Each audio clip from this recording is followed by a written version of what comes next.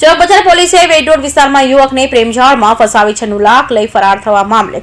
મહિલા અને યુવક આરોપીની ધરપકડ કરવા સાથે સફળતા મેળવી હતી। ચોકબજાર પોલીસ મથકની હદમાં વેડરોડ પર રહેતા યુવાનના મકાન વેચાણના રોકડ 96 લાખથી વધુ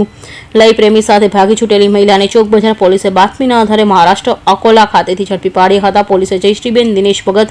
અને તેનો પ્રેમી શુભમ સમાધાન મિશાળની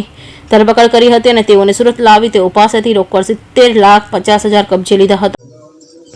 ચોકબજાર પોલીસ સ્ટેશનની ટીમ દ્વારા એક બનાવ અનુસંધાને બે વ્યક્તિઓની ધરપકડ કરવામાં આવી છે। આ બનાવમાં હકીકત એ મુજબ છે કે ચોકબજાર પોલીસ સ્ટેશનમાં એક દિલીપભાઈ ઉકાણી એમણે આવીને ફરિયાદ નોંધાવી હતી કે એમને જેમની સાથે પ્રેમ સંબંધ હતા એવા વ્યક્તિ જયશ્રીબેન ભગત એમણે એમના પોતાના જે આ દિલીપભાઈએ જે મકાન વેચ્યું હતું એ મકાનના જે પૈસા આવ્યા હતા એ 96 લાખ રૂપિયા એણે જયશ્રીબેન અને એમના પતિ શુભમ આ બંને ત્યાંથી ચોરી કરીને લઈ ગયા છે અને ત્યારબાદ પોલીસે આ બાબતે ઇન્વેસ્ટિગેશન શરૂ કર્યું હતું। ઇન્વેસ્ટિગેશનમાં પોલીસને બાતમી મળી હતી કે આ બેન પોતાના અગાઉના પતિ અને પોતાના બાળકો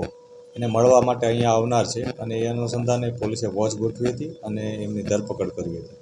પોલીસે આ બંને વ્યક્તિઓ પાસેથી ટોટલ અત્યાર સુધી 70 લાખનો મુદ્દામાલ એટલે રોકડ રકમ રિકવર કરેલ છે। બીજી રકમ ક્યાં છે એના માટેનું અમે ફર્ધર પોલીસ કસ્ટડી માટે પ્રયાસ કરશું અને એને ક્યાં ક્યાં રૂપિયા વાપર્યા છે એના માટે પણ અમે અત્યારે ઇન્વેસ્ટિગેશન કરી રહ્યા છીએ। સર, ચોરી કર્યા બાદ બંને જણા ક્યાં ભાગ્યા હતા અને આ જે રૂપિયા છે તે રૂપિયા ક્યાં આપ્યા હતા? ચોરી કર્યા બાદ શરૂઆતમાં તેઓ અહીંથી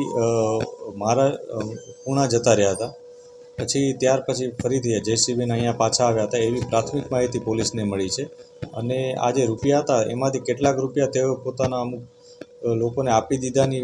વાતો અત્યારે પોલીસને સમજાવી રહ્યા છે એ લોકો, પરંતુ પોલીસ અત્યારે એ બાબતે ઊંડાણપૂર્વક તપાસ કરી રહી છે કે ભાઈ આ લોકોએ જે વસ્તુ કીધી છે એમાં કેટલું તથ્ય છે અને ફર્ધર જે પોલીસ કસ્ટડી મળશે તો અમે બાકીના જે રૂપિયા છે એ રિકવર કરવા માટે પ્રયાસ કરીશું। આ સમગ્ર બનાવમાં હકીકત એ મુજબ છે કે આ જે બેન છે જયશ્રીબેન એ પોતાના પતિથી અલગ રહેતા હતા અને જે ભોગ બનનાર વ્યક્તિ છે દિલીપભાઈ એ પોતાના પત્નીથી અલગ રહેતા હતા। આ દિલીપભાઈ પોતાના પત્નીથી 1 વર્ષથી અલગ રહી અને એક મકાનમાં રહેતા હતા, જેમાં નીચેનો માળ એમણે આ જયશ્રીબેન અને જયશ્રીબેનના પ્રેમી એને આપી દીધો હતો। શુભમ કરીને છે, શુભમ મિસાળ કરીને એમનો પ્રેમી છે, એમને આપી દીધો હતો ભાડે રહેવા માટે। જ્યારે શુભમ અવારનવાર મહારાષ્ટ્ર જતો હતો ત્યારે આ જયશ્રીબેન અને દિલીપભાઈ સાથે એકબીજા સાથે નજીક આવ્યા હતા અને બંને વચ્ચે પ્રેમ શરૂ થયો હતો। ત્યારબાદ જયશ્રીબેને એમના આ પ્રેમ સંબંધનો લાભ લઈ અને એમને જાણવા મળ્યું હતું કે આ મકાન દિલીપભાઈ વેચવાના છે,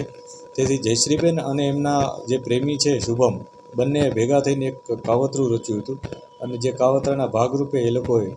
આ બેને જ્યારે આ પૈસા આમના ઘરે આવી ગયા હતા